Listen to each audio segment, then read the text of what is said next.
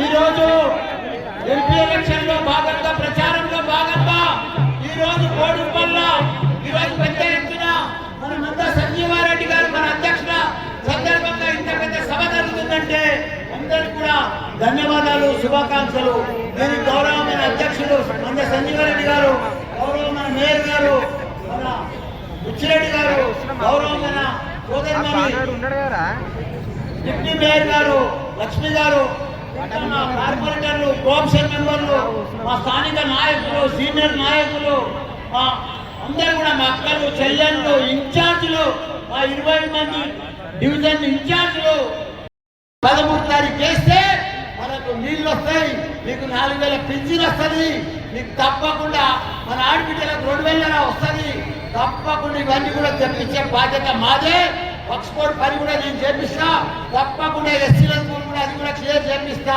వాళ్ళకి 6 నెలల టైం ఇస్తున్నా, వాళ్ళు చేపించకపోతే మీ మళ్ళా ఉన్నాడు తప్పకుండా దీక్ష కూర్చుంటా, సీఎం దానికి పోతా, తప్పకుండా అవన్నీ కూడా చేపిస్తాను. కూడా మేము మీ అందరు కూడా మనవి చేస్తున్నా.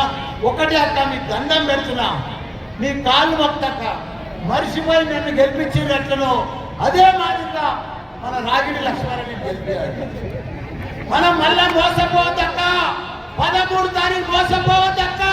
అందులో మీరు కూడా బాయ్ మాట విని మోసపోవద్దు. వీళ్ళు మంచి లీడర్లు కాదు స్థానికంగా. దయచేసి మీరందరూ కూడా పెద్ద ఎత్తున 13 తారీఖు నాడు కారు ఓటు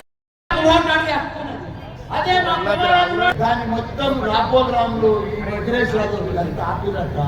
వాళ్ళు ఏమన్నారు, రాపోగ్రామ్ నేను పట్టా చేపిస్తా, నేను పాస్బుక్ చేపిస్తా అని చెప్పిందట.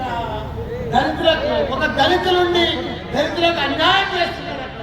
దమ్ముంటే ఇప్పుడు పాస్బుక్లు గవర్నమెంట్ వచ్చింది కదా, కాంగ్రెస్ గవర్నమెంట్, వాళ్ళకు దళితులకు పాస్బుక్లు ఇప్పిమను. మీరు ఏ ఛాలెంజ్ చేస్తే ఆ ఛాలెంజ్ నేను బంగారం మైసమ్మ కాడ ఒప్పుకుంటా. మీరు ఆ దళితులకు పాస్బుక్లు ఇప్పించేది. నేనున్నా ఉప్పల్ బకాయి ల్యాండ్ 400 ఎకరాలు క్లియర్ చేశాను నేను ఎంపీ ఉన్నప్పుడు. అదే సాయిప్రియ కాలనీలో 150 ఇళ్ళకి పట్టాలు ఇప్పిస్తే కేటీఆర్ కు 1 జీవో చెప్తే ఇదే వజ్రేశ్వర వచ్చి కూలగొట్టినాక 150 ఇల్లు కూలగొట్టినాక కాంగ్రెస్ వాళ్ళ పనంతా కూలగొట్టేదే దౌర్జన్యం, దాదాగిరి. లోకల్ గా స్థానిక ఉంటుందా, ఒట్ల మంది తింటారు, మన పెద్ద మనుషులు చెప్పకపోదురా, ఒట్లు తింటే బర్కత్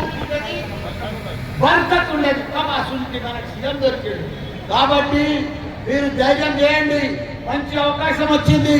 మన రాగిడి లక్ష్మారెడ్డి గారు, మన సీఎం కేసీఆర్ గారు, మాజీ సీఎం కేసీఆర్ గారు మనకు ఎంపీ అభ్యర్థులు ఇచ్చిండు. 13 తారీఖు నాడు కారు గుర్తుకు ఓటేసి భారీ మెజార్టీ గెలిపించాలని కూడా మీ అందరినీ కొడుతున్నా.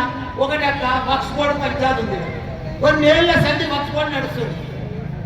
నేను ఒక్క నెల అయితే మన గవర్నమెంట్ వస్తే వక్స్ బోర్డు కంప్లీట్ అయిపోయింది, సగం పని కంప్లీట్ చేసిన.